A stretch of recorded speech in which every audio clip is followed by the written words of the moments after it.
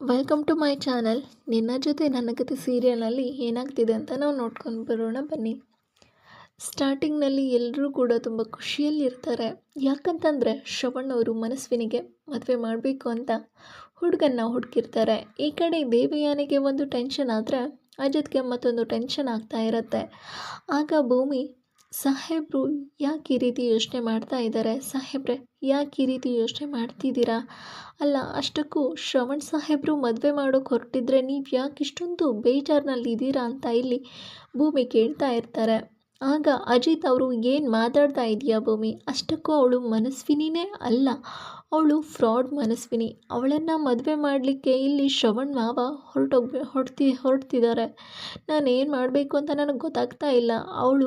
ಅವಳನ್ನ ಮದುವೆ ಮಾಡಬಾರ್ದು, ಯಾವುದೇ ಕಾರಣಕ್ಕೂ ಅವಳು ಮನಸ್ವಿನಿನೇ ಅಲ್ಲ. ಆದಷ್ಟು ಬೇಗ ಅವಳು ಫ್ರಾಡ್ ಮನಸ್ವಿನಿ ಅಂತ ಕಂಡು ಹಿಡಿಲೇಬೇಕು. ಅವಳು ಮದುವೆ ಆಗೋ ತನಕ ಅವಳು ನಿಜ ಬಣ್ಣ ಬಯಲು ಮಾಡಬೇಕು.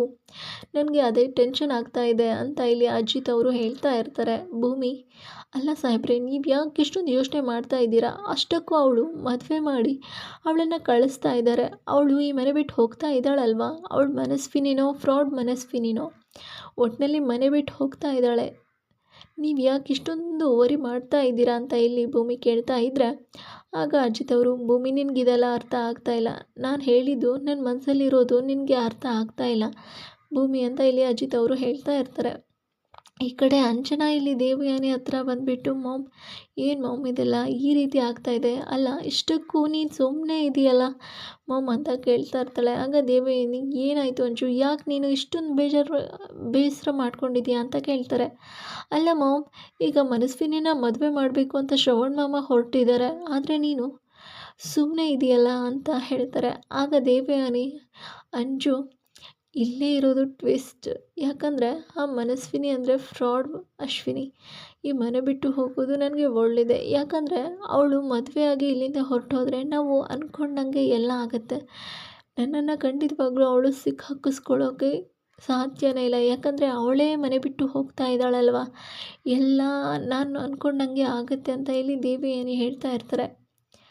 ನೋಡು ಅಂಜು, ನಾವು ಅಂದ್ಕೊಂಡಂಗೆ ಆದರೆ ನಮ್ಗೆ ಒಳ್ಳೆಯದು, ನಿನಗೆ ಇದೆಲ್ಲ ಅರ್ಥ ಆಗ್ತಿಲ್ಲ. ಆದಷ್ಟು ಬೇಗ ಫ್ರಾಡ್ ಅಶ್ವಿನಿ ಮನೆ ಬಿಟ್ಟು ಹೋದರೆ ಅಷ್ಟೇ ಸಾಕು ಅಂತ ಇಲ್ಲಿ ದೇವಯಾನಿ ಖುಷಿ ಪಡ್ತಾ ಇರ್ತಾರೆ. ಈ ಕಡೆ ಅಶ್ವಿನಿ ಒಬ್ಬಳೇ ರೂಮ್ನಲ್ಲಿ ಕೂತ್ಕೊಂಡಿರ್ತಾಳೆ. ಏನು ಮಾಡಬೇಕು ಅಂತ ಗೊತ್ತಾಗ್ತಿಲ್ಲ. ಈ ಶ್ರವಣ್ ಕಾಟನ ತಡ್ಕೊಳೋಕ್ಕಾಗ್ತಿಲ್ಲ. ಅಷ್ಟಕ್ಕೂ ಇವನು ಯಾರು ನನಗೆ ಮದುವೆ ಮಾಡೋಕ್ಕೆ, ನನ್ನ ಡ್ಯಾಡ್ ನೋಡಿದ್ರೆ ಅಲ್ಲಿ ಜೈಲಿನಲ್ಲಿ ಕಷ್ಟಪಡ್ತಿದ್ದಾರೆ. ಇಲ್ಲ, ಯಾವುದೇ ಕಾರಣಕ್ಕೂ ನಾನಂತೂ ಏನು ಮಾಡಬೇಕು ಅಂತಲೂ ಗೊತ್ತಾಗ್ತಿಲ್ವಲ್ಲ.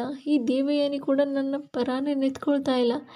ಈ ದೇವಯಾನಿ ಕೂಡ ನನ್ನ ಮದುವೆ ಆಗಲಿ ಅಂತ ಹೇಳ್ತಾ ಇದ್ದಾಳಲ್ಲ, ಎಷ್ಟು ಸೊಕ್ಕಿರಬೇಕು ಆ ದೇವಯಾನಿಗೆ, ಏನು ಮಾಡಲಿ ಅಂತ ಗೊತ್ತಾಗ್ತಿಲ್ಲ ಅಂತ ಇಲ್ಲಿ ಅಶ್ವಿನಿ ಅಶ್ವಿನಿ ಆ ಕಡೆ ಈ ಕಡೆ ಓಡಾಡ್ತಾ ಇರ್ತಾರೆ. ಆಗ ಶ್ರವಣ್ ನನಗೆ ಮದುವೆ ಮಾಡೋಕ್ಕೆ ಹುಡುಗನ ಕರೆಸ್ಲಿ ಅದೇ ಕರೆಸ್ತಾನೆ, ನಾನು ಕೂಡ ನೋಡ್ತೀನಿ. ಯಾವುದೇ ಕಾರಣಕ್ಕೂ ಕೂಡ ನಾನು ಆ ಹುಡುಗನ ಒಪ್ಪಲ್ಲ. ನಾನು ಈ ಮನೆಗೆ ಬಂದಿರೋದು ಉದ್ದೇಶನೇ ಬೇರೆ, ನನ್ನ ಪ್ಲಾನೇ ಬೇರೆ. ನಾನು ಹೇಗಾದರೂ ಮಾಡಿ ಅಜಿತ್ನ ಪಡ್ಕೋಬೇಕು, ಈ ಮನೆಯವ್ರನ್ನೆಲ್ಲ ಬೀದಿಗೆ ತಳ್ಳಬೇಕು ಅಂತ ನಾನು ಅಂದ್ಕೊಳ್ತಾ ಇದ್ದರೆ ಈಗ ನನ್ನನ್ನೇ ಮದುವೆ ಮಾಡೋಕ್ಕೆ ಹೊರಟಿದ್ದಾನಲ್ಲ, ಎಷ್ಟು ಸೊಕ್ಕಿರ್ಬೋದು ಅಂತ ಅಶ್ವಿನಿ ತುಂಬ ಯೋಚನೆ ಮಾಡ್ತಾ ಇರ್ತಾರೆ. ಈ ಕಡೆ ರೂಮ್ನಲ್ಲಿ ತುಂಬ ಯೋಚನೆ ಮಾಡ್ತಾ ಇರ್ತಾರೆ. ಭೂಮಿ ಬುಕ್ನ ತೊಗೊಂಡು ಬರಿತಾ ಇರ್ತಾಳೆ, ದುಡ್ಡನ್ನೆಲ್ಲ ಲೆಕ್ಕ ಮಾಡ್ತಾ ಇರ್ತಾರೆ. ಅದನ್ನು ನೋಡಿಬಿಟ್ಟು ಅಜಿತ್ ಅವರು, ಏನಿದು ದುಡ್ಡನ್ನು ಲೆಕ್ಕ ಮಾಡ್ತಾ ಇದೆಯಲ್ಲ ಯಾಕೆ ಅಂತ ಇಲ್ಲಿ ಅಜಿತ್ ಅವರು ಕೇಳ್ತಾರೆ. ಆಗ ಭೂಮಿ, ಸಾಹೇಬ್ರೆ ಇದೆಲ್ಲ ನಿಮಗೆ ಸೇರಬೇಕಾಗಿದ್ದು ಸಾಹೇಬ್ರೆ, ನಿಮ್ಗೆ ಎಷ್ಟು ಕೊಡಬೇಕು ಅಂತ ಲೆಕ್ಕ ಹಾಕ್ತಾ ಇದ್ದೀನಿ ಸಾಹೇಬ್ರೆ ಅಂತ ಭೂಮಿ ಹೇಳ್ತಾಳೆ. ಆಗ ಅದನ್ನೆಲ್ಲ ಕೇಳಿಸ್ಕೊಂಡು ಅಜಿತ್, ಏನು ಮಾತಾಡ್ತಾ ಇದೆಯಾ ನೀನು, ಯಾಕೆ ನನಗೆ ಕೊಡಬೇಕು ಅಂತ ಇಲ್ಲಿ ಅಜಿತ್ ಅವರು ಹೇಳ್ತಾರೆ. ಆಗ ಸಾಹೇಬ್ರೆ ಏನು ಮಾತಾಡ್ತಾ ಇದ್ದೀರಾ, ನನಗಂತೂ ಎಷ್ಟು ಅಂತ ಖರ್ಚು ಮಾಡಿದ್ದೀರಾ, ಅದನ್ನೆಲ್ಲ ನಿಮಗೆ ಕೊಡಲೇಬೇಕಲ್ವಾ ಸಾಹೇಬ್ರೆ, ಈ ಮನೆ ಬಿಟ್ಟು ನಾನು ಹೋಗಲೇಬೇಕಲ್ವ ಸಾಹೇಬ್ರೆ ಅಂತ ಇಲ್ಲಿ ಭೂಮಿ ಬೇಜಾರಿಂದ ಹೇಳ್ತಾರೆ. ನೋಡಿ ಸಾಹೇಬ್ರೆ, ನಮ್ಮ ಅಮ್ಮನಿಗೆ ಜೈಲು ಅದು ಇದು ಅಂತ ತುಂಬ ಖರ್ಚು ಮಾಡಿಬಿಟ್ಟಿದ್ದೀರಾ, ಆದರೆ ಅದೇ ನೀವು ಖರ್ಚು ಮಾಡಿದ್ದೀರಾ, ಆದರೆ ನನ್ನ ಹತ್ರ ಇರೋದೇ ಸ್ವಲ್ಪ ಸಾಹೇಬ್ರೆ, ಆದರೆ ಇದಿಷ್ಟನ್ನು ಇವಾಗ ಕೊಡ್ತೀನಿ ಸಾಹೇಬ್ರೆ, ಮುಂದೆ ಖಂಡಿತವಾಗ್ಲೂ ನಿಮ್ಮ ಒಪ್ಪಂದ ಎಲ್ಲ ಮುಗಿದಾದ್ಮೇಲೆ ಖಂಡಿತವಾಗ್ಲೂ ನಿಮ್ಮ ದುಡ್ಡು ನಿಮ್ಮ ಕೈಗೆ ಸೇರುತ್ತೆ ಸಾಹೇಬ್ರೆ ಅಂತ ಇಲ್ಲಿ ಭೂಮಿ ಹೇಳ್ತಾ ಇರ್ತಾಳೆ. ಆಗ ಅಜಿತ್ಗೆ ತುಂಬ ಬೇಸರವಾಗ್ತಿರುತ್ತೆ. ಏನು ಮಾತಾಡ್ತಾ ಇದೀಯಾ ಭೂಮಿ, ಏನಾಗಿದೆ ನಿನಗೆ? ನೋಡು, ಇದು ನಿನ್ನ ಗಂಡನ ಮನೆ, ಇಲ್ಲಿ ತಿಂದಿರೋದು ಅದು ಇದು ಲೆಕ್ಕ ಕೊಡ್ತೀನಿ ಅಂತ ಇದೆಯಲ್ಲ. ನೀನು ನಿನ್ನ ಗಂಡನ ಮನೆಯಲ್ಲಿದೆಯಾ, ಇಲ್ಲಿ ಲೆಕ್ಕಾಚಾರ ಯಾಕೆ ಮಾಡ್ತಾ ಇದೀಯಾ ಭೂಮಿ? ನೀನು ನಿನಗೇನಾಗಿದೆ? ಅಷ್ಟಕ್ಕೂ ನಾನು ನಿನಗೆ ತಾಳಿ ಕಟ್ಟಿರೋ ಗಂಡ ಹೆಂಡತಿ ಮಧ್ಯೆ ಈ ರೀತಿ ಎಲ್ಲ ಇರುತ್ತಾ? ಯಾಕ್ರಿ ಭೂಮಿ ಈ ರೀತಿ ಮನಸ್ಸನ್ನು ನೋಯಿಸ್ತಾ ಇದೆಯಾ? ನನ್ನ ಮನಸ್ಸಿಗೆ ತುಂಬಾ ಗಾಯ ಆಗ್ತಿದೆ ಅಂತ ಈ ರೀತಿ ಮಾತಾಡಿದ್ರೆ ಇಲ್ಲಿ ಅಜಿತ್ ಅವರು ಹೇಳ್ತಾರೆ. ಆಗ ಭೂಮಿ, ಏನು ಹೇಳ್ತಾ ಇದ್ದೀರಾ ಸಾಹೇಬ್ರೆ? ಗಂಡ ಹೆಂಡ್ತಿನ? ಯಾವ ಗಂಡ ಹೆಂಡ್ತಿ ಸಾಹೇಬ್ರೆ? ನಾವು ಒಪ್ಪಂದದ ಮದುವೆ ಆಗಿದ್ದು ಅಂತ ನಿಮಗೂ ಗೊತ್ತಲ್ವಾ? ಅಷ್ಟಕ್ಕೂ ನಾವಿಬ್ಬರು ಗಂಡ ಹೆಂಡ್ತಿ ಅಲ್ಲ ಅಂತ ಕೂಡ ನಮಗೂ ಗೊತ್ತಿದೆ ಸಾಹೇಬ್ರೆ. ನೀವು ಇಷ್ಟೊಂದು ಖರ್ಚು ಮಾಡಿದ್ದೀರಾ, ಆ ಖರ್ಚನ್ನು ಎಲ್ಲ ನನಗೆ ಇವಾಗಲೇ ತೀರಿಸಲಿಕ್ಕೆ ಆಗ್ತಿಲ್ಲ ಸಾಹೇಬ್ರೆ. ಆದಷ್ಟು ಬೇಗ ಸ್ವಲ್ಪನೇ ಕೊಡ್ತೀನಿ, ಆದರೆ ನೀವು ತೊಗೊಂಡಿಲ್ಲ ಅಂದರೆ ನನಗೆ ಮನಸ್ಸಿಗೆ ಸಮಾಧಾನ ಇರಲ್ಲ ಸಾಹೇಬ್ರೆ ಅಂತ ಹೇಳಿ ಭೂಮಿ ಹೇಳ್ತಿರ್ತಾಳೆ. ಆಗ ಅಜಿತ್ ಅವರು, ಪ್ಲೀಸ್ ಭೂಮಿ ಈ ರೀತಿ ಎಲ್ಲ ಮಾತಾಡಬೇಡ, ನನಗೆ ತುಂಬ ನೋವಾಗುತ್ತೆ ಅಂತ ತಾಯಿ ಅಜಿತ್ ಕಣ್ಣೀರು ಹಾಕ್ತಿರ್ತಾರೆ. ಅದನ್ನು ನೋಡಿಬಿಟ್ಟು, ಸಾಹೇಬ್ರೆ ನನಗೆ ಗೊತ್ತು ಸಾಹೇಬ್ರೆ, ಆದರೆ ನಮ್ಮದು ನಿಜವಾದ ಗಂಡ ಹೆಂಡತಿ ಅಲ್ವಲ್ಲ ಸಾಹೇಬ್ರೆ. ನಾನು ಈ ಮನೆಯಲ್ಲಿ ಒಪ್ಪಂದದಿಂದ ಇದ್ದೀನಿ ಅಷ್ಟೇ, ಅದು ನಿಮಗೂ ಗೊತ್ತಲ್ವಾ ಸಾಹೇಬ್ರೆ. ಈ ರೀತಿ ನನಗೆ ತಿಂದ್ಕೊಂಡಿರೋಕ್ಕೆ ನನ್ನಿಂದ ಆಗಲ್ಲ ಸಾಹೇಬ್ರೆ ಅಂತ ಇಲ್ಲಿ ಭೂಮಿ ಹೇಳ್ತಾಳೆ. ಆಗ ಭೂಮಿ, ಸಾಹೇಬ್ರೆ ಹೊರಗಿನ ಪ್ರಪಂಚಕ್ಕೆ ಮಾತ್ರ ನಾವಿಬ್ಬರು ಗಂಡ ಹೆಂಡ್ತಿ, ಆದರೆ ನಮ್ಮ ರೂಮಲ್ಲಿ ನಾವಿಬ್ಬರು ಗಂಡ ಹೆಂಡ್ತಿನೇ ಅಲ್ಲ ಸಾಹೇಬ್ರೆ. ಅಷ್ಟಕ್ಕೂ ನಾನು ನಿಜವಾಗ್ಲೂ ಗಂಡ ಹೆಂಡ್ತಿ ಆಗಿದ್ದಿದ್ರೆ ಖಂಡಿತವಾಗ್ಲೂ ನನ್ನ ದುಡ್ಡನ್ನು ನಿಮಗೆ ವಾಪಸ್ ಕೊಡ್ತಾನೇ ಇರಲಿಲ್ಲ. ಅದರ ಬದಲಿಗೆ ನಿಮ್ಮನ್ನು ಪ್ರೀತಿಯಿಂದ ನೋಡ್ಕೊಳ್ತಾ ಇದ್ದೀನಿ, ತುಂಬಾ ಹಚ್ಕೋತಾ ಇದ್ದೀನಿ. ಆದರೆ ನಾವಿಬ್ಬರು ನಿಜವಾದ ಗಂಡ ಹೆಂಡ್ತಿ ಅಲ್ವಲ್ಲ ಸಾಹೇಬ್ರೆ, ಒಪ್ಪಂದದಿಂದ ಮದುವೆ ಆಗಿದ್ದೀವಿ, ನಿಮಗೂ ಗೊತ್ತಲ್ವಾ ಸಾಹೇಬ್ರೆ. ಈ ದುಡ್ಡನ್ನು ಇಟ್ಕೊಂಡ್ರೆ ನನಗೆ ನಿದ್ದೆ ಬರಲ್ಲ, ನೆಮ್ಮದಿನೂ ಇರಲ್ಲ ಸಾಹೇಬ್ರೆ ಅಂತ ಹೇಳಿ ಭೂಮಿ ಹೇಳ್ತಾಳೆ. ನನಗೆ ಅದೆಲ್ಲ ಗೊತ್ತಿಲ್ಲ ಸಾಹೇಬ್ರೆ, ನೀವು ದುಡ್ಡು ತೊಗೊಳ್ಳಿ ಅಂತ ಹೇಳಿ ಭೂಮಿಗೆ ಕೊಡೋಕ್ಕೆ ಹೋಗ್ತಾರೆ. ಆಗ ಭೂಮಿ, ಸುಮ್ಮನೆ ಇರು ಅಂತ ಹೇಳಿಬಿಟ್ಟು ಬೇಜಾರಿಂದ ಅಲ್ಲಿಂದ ಹೋಗ್ತಾರೆ. ಅವ್ರಿಗೂ ತುಂಬ ಬೇಜಾರಾಗ್ತಾ ಇರುತ್ತೆ. ಅಲ್ಲ ಸಾಹೇಬ್ರೆ, ಈ ರೀತಿ ಮಾತಾಡ್ತಾ ಇದ್ದಾರಲ್ಲ, ಅಷ್ಟಕ್ಕೂ ನಾವಿಬ್ಬರು ಗಂಡ ಹೆಂಡ್ತಿ ಅಂತ ಹೇಳ್ತಿದ್ದಾರಲ್ಲ, ಅವರೇ ಒಪ್ಪಂದದ ಮೇಲೆ ತಾನೇ ನನ್ನ ಮದುವೆ ಆಗಿದ್ದು. ನಿಜವಾಗ್ಲೂ ಸಾಹೇಬ್ರಿಗೆ ನನ್ನ ಮೇಲೆ ಪ್ರೀತಿ ಇದೆಯಾ? ನನ್ನನ್ನು ಹೆಂಡ್ತಿ ಅಂತ ಒಪ್ಕೊಂಡೇ ಬಿಟ್ಟಿದ್ದಾರಾ? ಇಲ್ಲ ಒಪ್ಕೊಂಡಿದ್ರೆ ಅವ್ರು ಯಾವತ್ತೂ ಒಪ್ಕೋತಿದ್ರು? ಮೊನ್ನೆ ತಾನೇ ಹೇಳಿದರು, ನೀನು ಇಲ್ಲಿಂದ ಹೋಗ್ತಾ ಇದೆಯಾ ಅಲ್ವಾ ಅಂತ ಕೇಳಿದ್ದಾರೆ. ಅವರು ನನ್ನನ್ನು ಒಪ್ಕೊಂಡಿಲ್ಲ. ನಾನು ಮಾತ್ರ ನನ್ನ ಮನಸ್ಸಲ್ಲಿ ಸಾಹೇಬ್ರಿಗೆ ಬೆಟ್ಟದಷ್ಟು ಪ್ರೀತಿನ ಕೊಟ್ಟಿದ್ದೀನಿ. 100 ಜನ್ಮ ಅಲ್ಲ, 7 ಜನ್ಮ ನನಗೆ ಸಾಹೇಬ್ರೆ ನನ್ನ ಗಂಡ ಆಗಬೇಕು ಅಂತ ನನ್ನ ಆಸೆ. ಆದರೆ ಸಾಹೇಬರು ನನ್ನ ನಿಜವಾಗ್ಲೂ ಒಪ್ಕೊಂಡಿಲ್ಲ. ನಾನು ಏನು ಮಾಡಲಿ? ಆದರೆ ಅವರು ಯಾಕೆ ದುಡ್ಡಿಸ್ಕೊಂಡಿಲ್ಲ?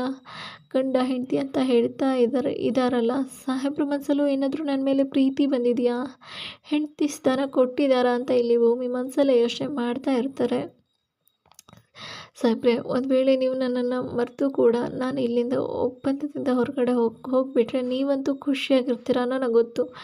ಮನೆಯವರೆಲ್ಲರೂ ಇದ್ದಾರೆ ನಿಮಗೆ, ಆದರೆ ನನಗೆ ನಿಮ್ಮನ್ನೇ ನನ್ನ ಗಂಡ ಅಂತ ಒಪ್ಕೊಂಡು ಬಿಟ್ಟಿದ್ದೀನಿ. ನನಗೆ ನಿಜವಾಗ್ಲೂ ನನ್ನ ಮನಸ್ಸು ಕೂಗಿ ಹೇಳ್ತಾ ಇದೆ, ನೀವೇ ನನ್ನ ಗಂಡ, ನೀವೇ ನನ್ನ ಕಷ್ಟಕ್ಕೆಲ್ಲ ಆಗಿರೋದು ಅಂತ ಹೇಳ್ತಿರ್ತಾಳೆ. ಸಾಹೇಬ್ರೆ, ಒಂದಂತೂ ನಿಜ, ಒಂದು ವೇಳೆ ನಾನು ನಿಮ್ಮಿಂದ ದೂರ ಹೋದರೂ ನಿಮ್ಮನ್ನು ಯಾವುದೇ ಕಾರಣಕ್ಕೂ ಕೂಡ ನಾನು ಮರೆಯಲ್ಲ. ನಿಮ್ಮನ್ನು ನನ್ನ ಮನಸ್ಸಲ್ಲಿ ಇಟ್ಕೊಂಡಿದ್ದೀನಿ. ನಾನು ಯಾರನ್ನೂ ಕೂಡ ಮದುವೆ ಆಗಲ್ಲ. ನೀವೇ ನನ್ನ ಗಂಡ, ನೀವೇ ನನ್ನ ಕೊನೆ ತನಕದ ಗಂಡ ಅಂತ ಅವಳು ಮನಸ್ಸಲ್ಲೇ ಹೇಳ್ಕೊಳ್ತಾ ಇರ್ತಾಳೆ. ಮತ್ತು ಈ ಕಡೆ ಬೆಳಗ್ಗೆ ಆಗ್ತಿದ್ದಂತೆ ಎಲ್ಲರೂ ಕೂಡ ರೆಡಿ ಆಗ್ತಾರೆ. ಆಗ ಶ್ರವಣ್, ಪುಟ್ಟ ನೀನಿನ್ನೂ ರೆಡಿ ಆಗಿಲ್ವಾ? ಈಗಾಗಲೇ ಲೇಟ್ ಆಗಿದೆ, ಹುಡುಗನ ಕಡೆಯವರು ಬರೋ ಟೈಮ್ ಆಯಿತು ಅಂತ ಇಲ್ಲಿ ಶ್ರವಣ್ ಅವರು ಹೇಳ್ತಾರೆ. ಆಗ ದೇವಯಾನಿ ಅವರು, ಅಯ್ಯೋ ಭಾವ, ನೀವೇನು ಯೋಚನೆ ಮಾಡಬೇಡಿ, ನಾನಿರುವಾಗ ಯಾಕೆ ಯೋಚನೆ ಮಾಡ್ತಿದ್ದೀರಾ? ನಿಮ್ಮ ಮಗಳನ್ನು ನಾನು ರೆಡಿಯಾಗಿ ಕರೆಸ್ಕೊಂಡು ಬರ್ತೀನಿ, ನೀವೇನು ಯೋಚನೆ ಮಾಡಬೇಡಿ ಅಂತ ಇಲ್ಲಿ ಬಮ್ಮ ಮನಸ್ವಿನಿ ಅಂತ ರೂಮಿಗೆ ಕರ್ಕೊಂಡು ಹೋಗ್ತಾರೆ. ಇವತ್ತು ನಿನ್ನನ್ನು ನಾನೇ ರೆಡಿ ಮಾಡ್ತೀನಿ ಕಣೆ ಅಂತ ಹೇಳಿ ಕರ್ಕೊಂಡು ಹೋಗಿರ್ತಾರೆ. ಅಶ್ವಿನಿ, ಏನು ಮೇಡಮ್ ಏನು ಮಾತಾಡ್ತಿದ್ದೀರಾ? ಅಲ್ಲ ಮೇಡಮ್, ನೀವು ಕೂಡ ಇದೇ ರೀತಿ ಮಾತಾಡ್ತಿದ್ದೀರಲ್ಲ, ಏನಾದರೂ ಏನು ಮಾಡೋಕ್ಕೆ ಹೊರಟಿದ್ದೀರಾ ಅಂತ ಕೇಳ್ತಾಳೆ. ಆಗ ದೇವಯಾನಿ, ಅಯ್ಯೋ ಮನಸ್ವಿನಿ, ಅಶ್ವಿನಿ ನನ್ನ ಮಾತು ಕೇಳು, ನಿನಗೂ ಕೂಡ ಯಾರಿದ್ದಾರೆ ಹೇಳು, ನಿನಗೂ ನಿನಗಂತ ಅದೃಷ್ಟದಲ್ಲಿ ಸಿಗುತ್ತೆ. ನಿನ್ನನ್ನು ಮದುವೆ ಮಾಡಿ ಕಳಿಸೋದು ಖುಷಿಯಿಂದ ಮದುವೆಯಾಗಿ ಗಂಡನ ಮನೆಗೆ ಹೋಗು ಅಂತ ದೇವಯಾನಿ ಹೇಳ್ತಾರೆ. ಆಗ ಮನಸ್ವಿನಿ ತುಂಬಾ ಕೋಪ ಬರ್ತಾ ಇರುತ್ತೆ. ಆಗ ದೇವಯಾನಿ ನನಗೆ ಗೊತ್ತು ಅಶ್ವಿನಿ, ನಿನಗೆಲ್ಲ ಒಳ್ಳೆಯದೇ ಆಗುತ್ತೆ ಅಂತ ಅರ್ಥ ಮಾಡ್ಕೊ. ಬಾ ಈಗ ಹುಡುಗನ್ನ ನೋಡು, ಹುಡುಗ ನಿನ್ನ ನೋಡೋಕ್ಕೆ ಅಂತ ಬರ್ತಿದ್ದಾನೆ, ಬೇಗ ರೆಡಿ ಆಗು ಅಂತ ಕರ್ಕೊಂಡು ಹೋಗ್ತಾರೆ. ಅಶ್ವಿನನ್ನು ನೋಡಿಬಿಟ್ಟು ತುಂಬ ಖುಷಿ ಆಗ್ತಾ ಇರುತ್ತೆ. ನಮಗೆ ಹುಡುಗಿ ಓಕೆ ಅಂತ ಅಭಿಪ್ರಾಯನೂ ತಿಳಿಸ್ತಾರೆ. ಇಲ್ಲಿಗೆ ಎಪಿಸೋಡ್ ಎಂಡ್ ಆಗುತ್ತೆ. ನೆಕ್ಸ್ಟ್ ಎಪಿಸೋಡ್ನಲ್ಲಿ ಏನಾಗುತ್ತೆ ಅಂತ ನಾವು ತಿಳ್ಕೊಳ್ಳೋಣ. ಅಲ್ಲಿವರೆಗೂ ನಮಸ್ಕಾರ, ಬಾಯ್, ಟೇಕ್ ಕೇರ್.